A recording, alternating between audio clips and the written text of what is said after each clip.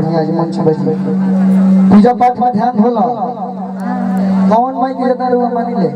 दुर्गा माता। चलो ठीक बा रुआ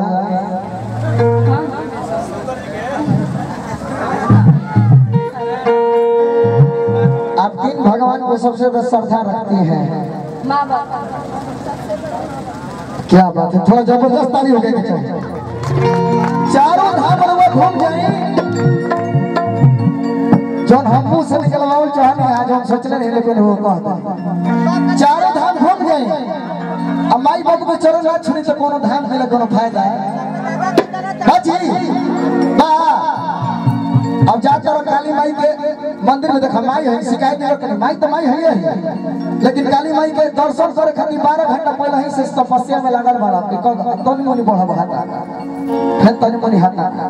फिर तनी मनी हाथा लेकिन कोई सुबह शाम जब होगा माई दिन रात हमनी के पूजा पाठ कर ली सो लेकिन माइयों के माई होली माइयों श्रद्धा बा हमरो माई के श्रद्धा बा यो के माई के श्रद्धा बा लेकिन कितना बढ़िया ये जब कि माई या बाबू से बढ़ के केहू तो स्टेज को ज्ञाने हो और इतना लोग के पता होगा चाहिए ना जी। अब देखिए वो नए नए कलाकार सब लोग बहुत प्रयास लोग होते घड़ी चला रहे यूट्यूब के माध्यम से हम सब लोग के कार्यक्रम देखिला पहुंच ना पाइला एगो चलत रहे घड़ी चंदन याद हो एगो चलत रहे गोलू राजा कमलबास अरविंद के तरह सब जानते बने एगो परदुमन परदेसी बारे रोशन राज बारे तो लोग एक दिन कहनी तो कहता है परदुमन प्रदूषण हवे हो तो कैसे कैसे लोग नाचता है घड़ी मंच पर कैसे कैसे लोग कार्यक्रम करता मिश्रण में हल्का फुल्का भाव बा कैसे और किया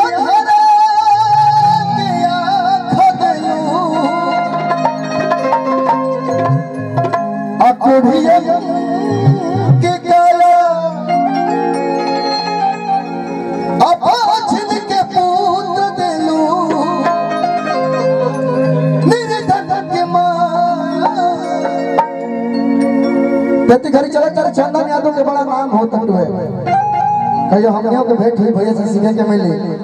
प्रति घड़ी धोतिया उठा के सब लोग को कॉपी करते रहे हम 15 तरीके से नाचे ले तो देखनी कि हम तो 5 साल पहले ही कॉपी छोड़ देते थे लेकिन हम लोग ले चलता था कैसे लोग नाचता पहले को भाव लेला पहले बजा लो भैया मोड़ के में क्या अंधारा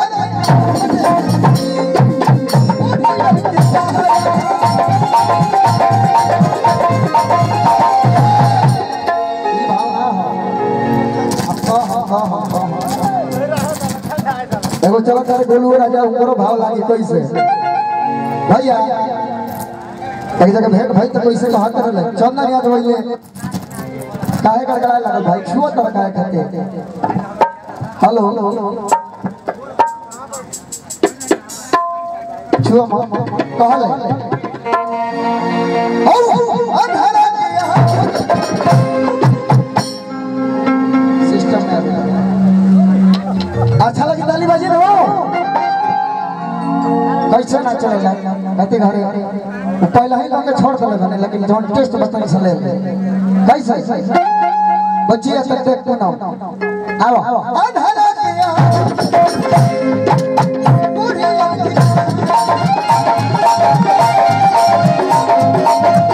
आओ तनी सतेज होई गिरा के मत बजाबो दिक्कत हो जाए थोड़ा सा तेज होई तने हाथ उठा पूरा पूरा एकदम पूरा हाथ उठा कैसे अंधारा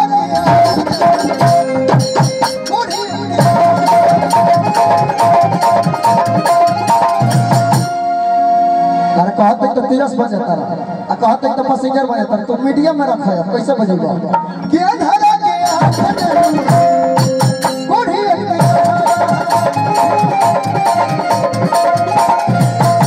भजन पर ताली कैसे बजे देखो ये भजन पर पूरा हाथ उठा भैया काली बिजली उजली हो जाए अजय भजन पर ताली में बजन करा हाथ में बड़ खोजली हो जाए काली मैया के सारा पाई पूरा हाथ उठाए पूरा सब कोई कैसे अंधारा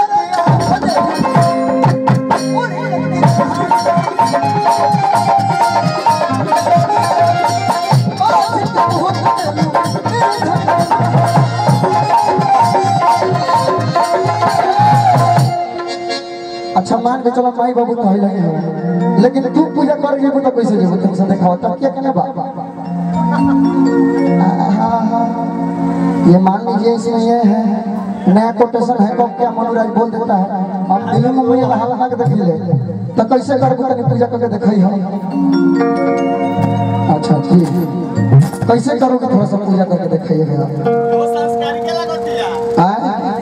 कहते बड़े आई देता है जे काली जी बानी कैसे पूजा करते से बैठ जा मान लो है जे काली जी है माना कि भाई बराबर है तनी पूजा के कैसे आओ अंधेरा बूढ़ी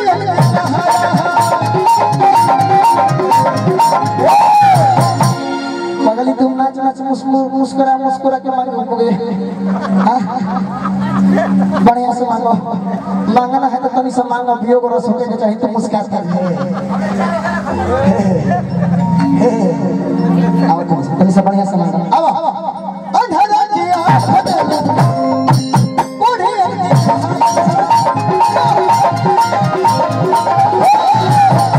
स्वीटी तनी हने आवा तू का खा लो तू का खा लो है तो मोटा लो बैठ भोजपुर जिला वाला तनी पूजा करके दिखाओ कैसे होता अंधेरा दिया बूढ़ी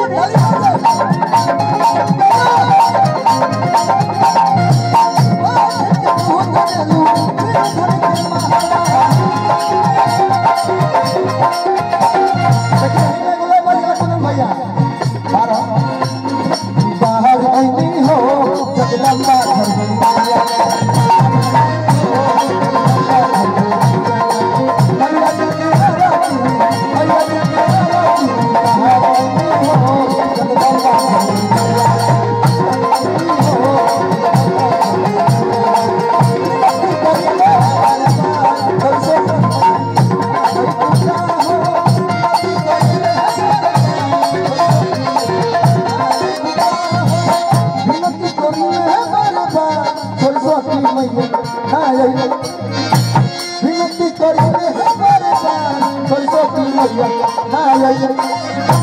विनती करिए